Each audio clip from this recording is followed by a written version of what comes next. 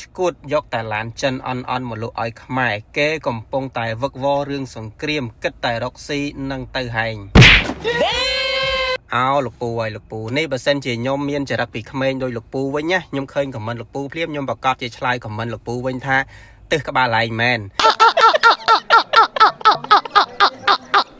ប៉ុន្តែខ្ញុំគិតថាលោកពូជាមនុស្សចាស់ហើយណាមួយម្ដាយឪពុករបស់ខ្ញុំគាត់បរៀនខ្ញុំបានល្អបាទអញ្ចឹងខ្ញុំអត់គួរប្រើសម្ដីអស្រួលនឹងជាមួយលោកពូទេខ្ញុំមិនដឹងថាលោកពូខឹងខ្ញុំរឿងអីទេបាទខមមិនមួយមកដូចខ្ញុំទៅផ្ទះកំភ្លៀងនោមដាក់ភ្នែកលោកពូកាលពីជាតិមុនអញ្ចឹងបាទខមមិនសឹងតែគ្រប់វីដេអូបាទធ្វើមិនបើការងារខ្ញុំមានតែប៉ុណ្ណឹងបាទមានតែលក់ឡានកំងឡានយកឡានជូនភ្ញៀវបាទហ្នឹងគឺមុខរបររកស៊ីប្រចាំថ្ងៃរបស់ខ្ញុំហើយបើសិនជាខ្ញុំជាកងតបខ្ញុំមានឈ្មោះវិញបាទគេបញ្ជូនខ្ញុំទៅជួមុខខ្ញុំទៅបាត់ហើយបាទមិនមែនខ្ញុំធ្វើវីដេអូកោកចឹងទេបាទហើយបើនិយាយពីរឿងសង្គ្រាមបាទខ្ញុំដឹងលោកពូខ្ញុំដឹងថាប្រទេសកំពុងតែមានវិបត្តិជួបសង្គ្រាមហើយខ្ញុំក៏បានជួយដែរខ្ញុំជួយច្រើនបាទខ្ញុំនិងគ្រួសារខ្ញុំជួយច្រើនគ្រាន់តែខ្ញុំមានទម្លាប់មួយគឺអត់បង្ហាញហើយទម្លាប់អត់បង្ហាញនេះមិនមែនតែខ្ញុំទេមានបងប្អូនយើងច្រើនណាស់ដែលគេធ្វើហើយគេអត់បង្ហាញហើយខ្ញុំជឿបាទខ្ញុំជឿថាលោកពូនឹងគឺគ្មានបានជួយស្អីទេបាទបានតែបកកែរិះគន់បានតែបកកែជេរបានតែបកកែស្រែកក្នុង Facebook នឹងឯងគ្មានបានជួយស្អីជាប្រយោជន៍ដល់ប្រទេសជាតិទេតាមពិតទៅមនុស្សលោកពូមិនគួរណាឲ្យខ្ញុំធ្វើវីដេអូឆ្លើយតបជាមួយលោកពូទេបាទជាក់ស្ដែងវីដេអូរបស់ខ្ញុំមួយនាទីជាងនេះគឺវែងឯងបាទពិសេសសម្រាប់មនុស្សអត់ប្រយោជន៍ដោយលោកពូបាទប៉ុន្តែខ្ញុំឆ្លើយតបខ្លះទៅបាទកុំឲ្យបានចិត្តពេក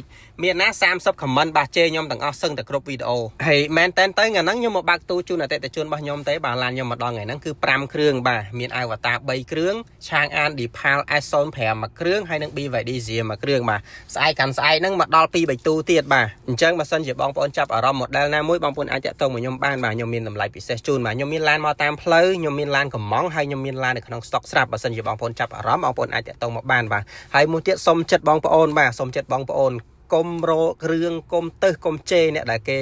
រកស៊ីនៅពេលនេះដោយសារមនុស្សម្នាក់គឺអត់ដូចគ្នាទេបងប្អូនអរគ្នា